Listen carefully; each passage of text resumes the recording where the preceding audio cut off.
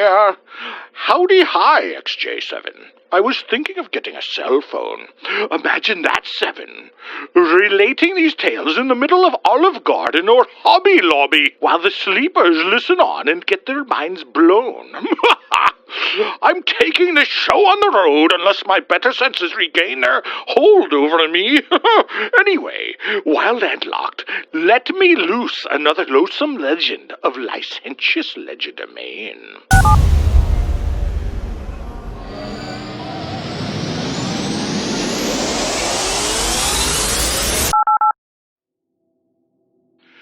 His name? Me! Mr. H here. Yes, indeedy. I was on to Skibby and would soon discover what had materialized in his vicinity while hunting this past November.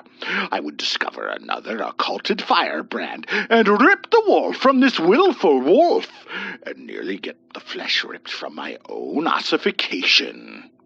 Location, Montana, USA. Date, November 2020.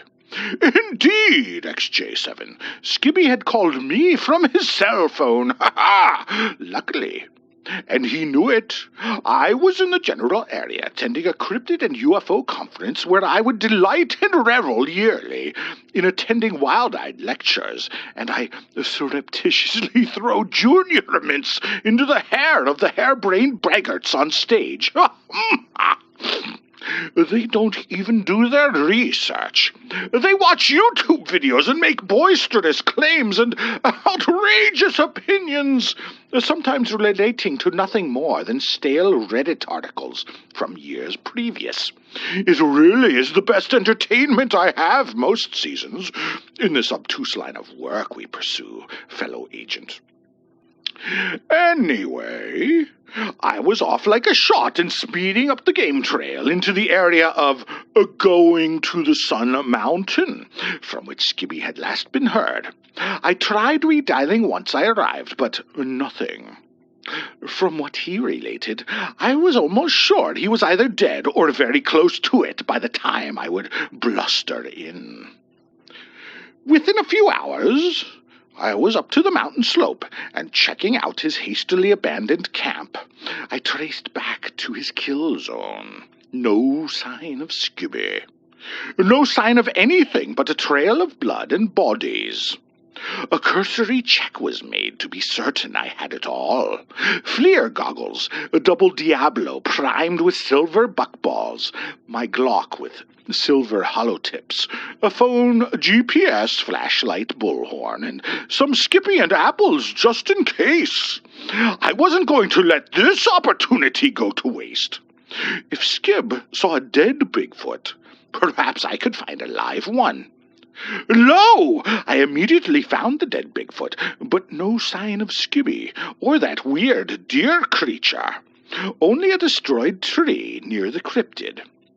Using a few moments, I photographed the face and body of the mercilessly gored Sasquatch, knowing full well the world and the Bigfoot community as a whole would just laugh it off as a nice fake from a horror movie production or something so banal. The prosaic excuses, I swear, XJ7. And then an idea. I should try calling Skib to see if perhaps he's still around. Premium! His phone was ringing, and then he answered. You're alive! I cheered. Where are you? I'm in St. Mary's, he replied through a static lane connection. at the Curly Bear Cafe. Well, I'm up here, I told him, photographing the dead Bigfoot you left behind. What good are you down there when I'm up here? You what? He asked. Get out of there! I barely escaped due to a rolling fog. That thing might still be up there. Do you hear the silence? By Jove, I forgot to keep my ears open for the silence. And lo, the woods were so dead silent. Immediately, a small crunching of twigs and leaves a score of feet behind me. Damn, I thought to myself, I've been preoccupied with all the wrong things. Skib, I quietly spoke into the phone. I'm going to have to hang up.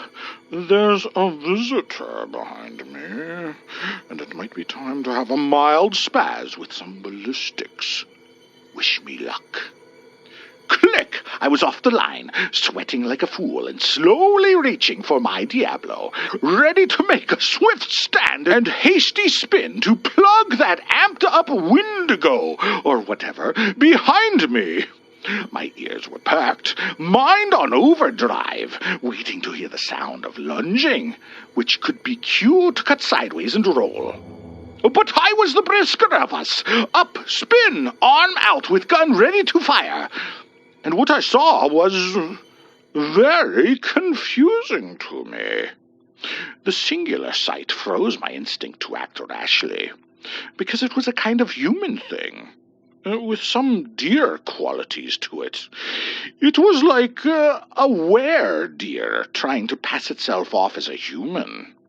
Head of a young man, nose of a deer, ears of a deer, wearing hunter's clothes, presumably some of Skibby's abandoned wardrobe, and no pants, but legs and hooves of a doe. Thank goodness. It was creepy. I stood in silence looking at it as it faced yours truly, wobbling as it tried to stand upright on those spindly little breadsticks and act drunk. All I could do was watch it amble about slightly while we drilled eyes into each other's noggins. There was no attempt on my part to speak, believing it wasn't sentient enough to know language. Yet when it did speak, the things it said. Bigfoot! It pointed to the corpse. Bigfoot! Look! That's a Bigfoot. Yes, indeedy doodles, I said in a calm tone, lowering the double-barreled mini muzzleloader without being careless enough to allow that thing a space to pounce. I continued. A Bigfoot. I've seen him. It said, giggling a while. Bigfoot. I've seen a Bigfoot. Can't miss him. No, I purred in disgust at this thing's rather retarded mode of communication. They are huge, I completed. Tell me about it. The wobbly were-deer exclaimed. Huge! They got them slappy danglers. Slappy danglers. Yes, I suspiciously drawled.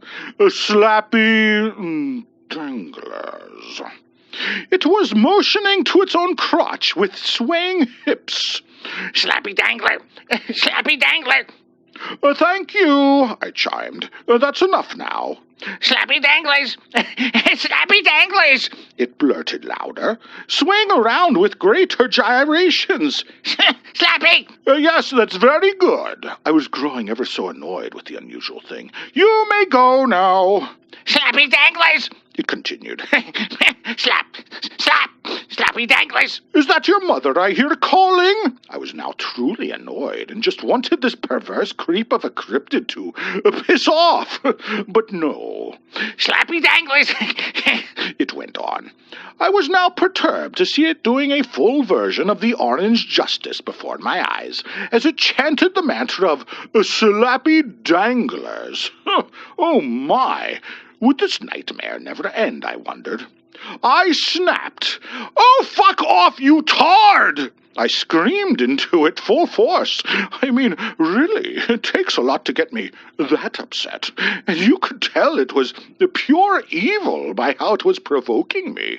No, but really, it was unsurpassed in ass indeed. Slappy! It hollered out, unceasing in ever-elevating puerility. And then we were both quiet. A loud crunch broke between us as something was entering this god-forsaken and deathly area without our cognizance. We turned. I raised my gun a little to the newcomer, and both of us froze in unexpected awe. It was a young Bigfoot, maybe 6 foot or a little bigger, nearly my height, standing unabashedly beside a tree, maybe 20 feet from me.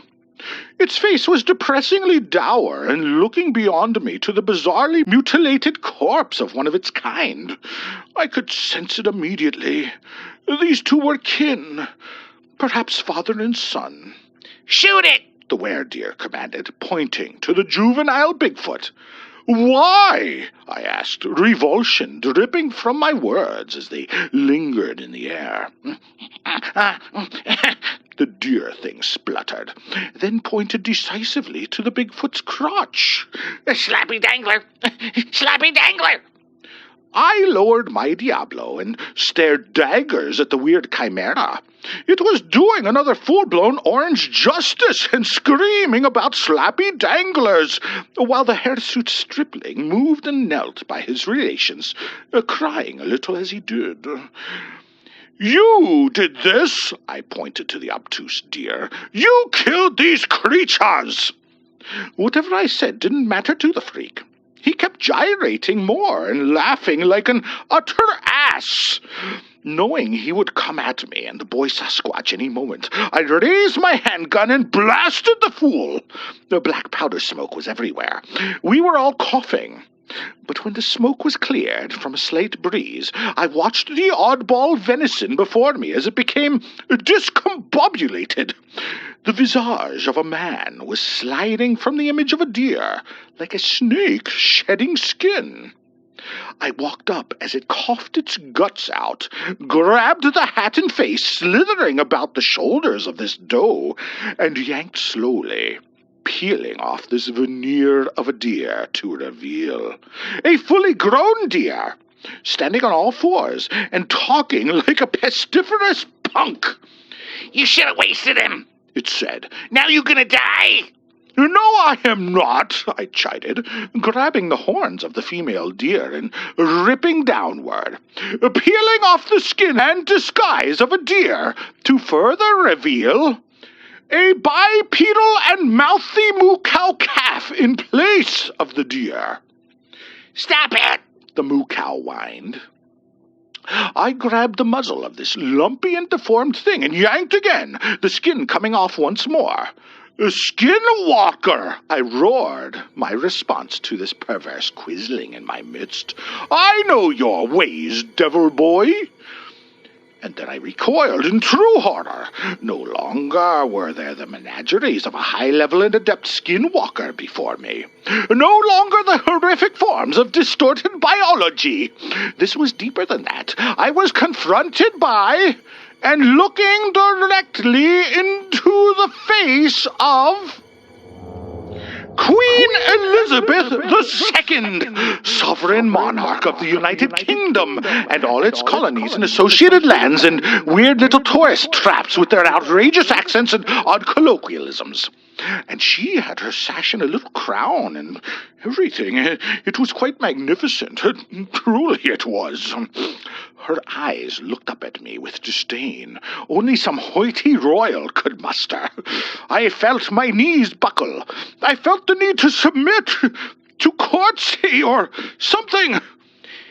Kneel before the Queen, she said proudly, pointing me down with a raised arm and outstretched digit, lowering to the ground in my direction. Bow before the Queen of England, peasant. I was shook, shaking, almost to the ground on unwillingly bending knee when I realized something fatuous and snapped out of it. This mesmeric influence she held over others. It had no efficacy in my body, and I leapt up again and countered the aged monarch with a powerful and unforgiving enunciation. I, madame, am American. My proud voice Yankee Doodle dandied all over that Montana mountainside that afternoon. You have no sway over my innate and God-given rights. I am a free man. Very like a whale, she exclaimed. Fiddle-faddle, madame, I replied honestly. You have crossed over into Montana territory. You are no more in Canada. And this is my country. Fiddlesticks, she ushered forth from exasperation. Zoanthropic as you may be, my delusional skinwalker, I rambled onward, you are no Queen of England. Quickly stabbing out with my free hand, I grabbed the crown and pulled violently, and at my feet, on top of the other skins, lay soon the skin of Queen Elizabeth II. And before me was what I believed to be the true core of this deceptive entity, the leering and lethal likeness of a lizard person. It creeped me out to such a degree that I jumped back a few feet and kept my pistol at the ready, nearly tripping over the legs of the decimated Sasquatch. I countered my weight and rolled off the back of the junior kneeling beside the fallen half-human.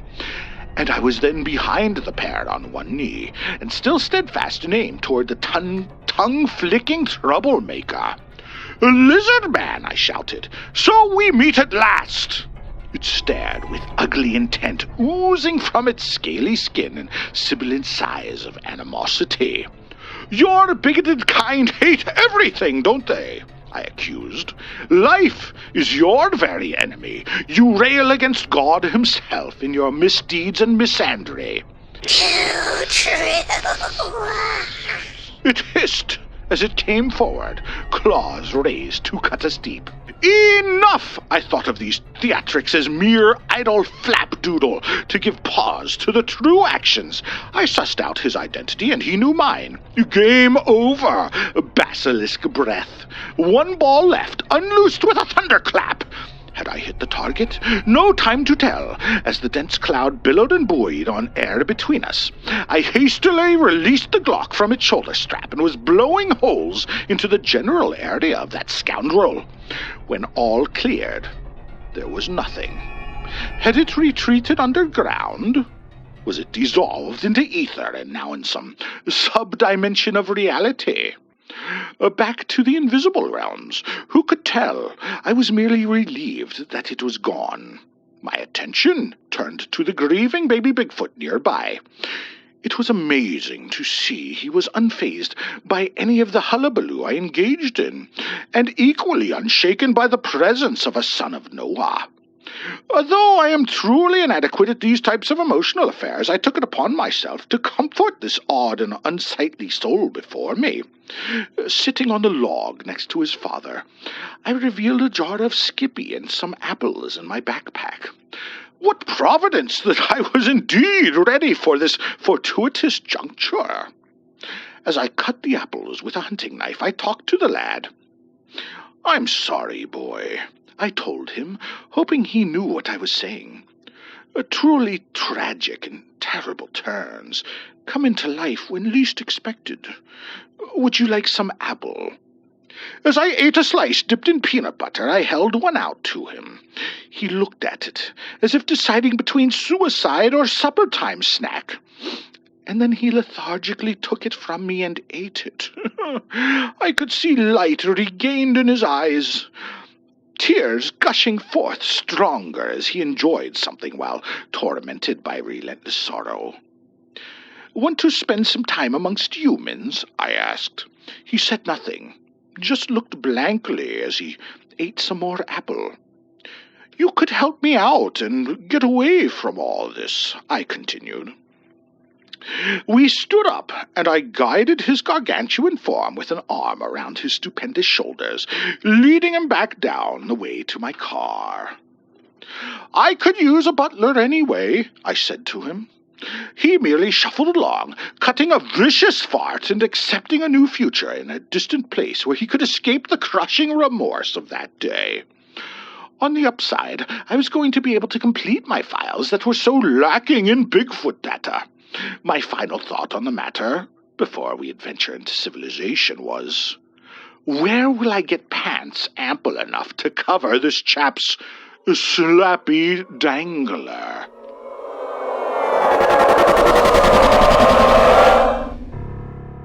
Like and subscribe before I die. And ring the little bell or you will surely go to hell. Oh, we're telling spooky stories. This is not a spooky story. Oh, there's no way on the house I can say. Depends how you look at it. It is kind of spooky.